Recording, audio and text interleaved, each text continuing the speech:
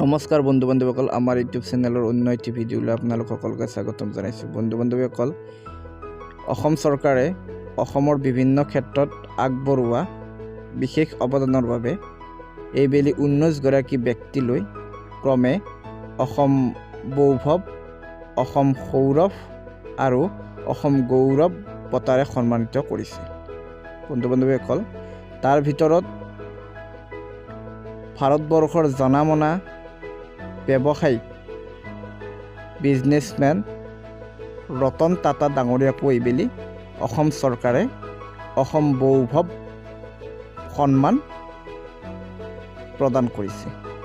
বন্ধু বান্ধৱীসকল, আমাৰ তৰফৰ পৰা এই আটাইকেইগৰাকী ব্যক্তিক হিয়াভৰা শুভেচ্ছা তথা অভিনন্দন জ্ঞাপন কৰিছোঁ।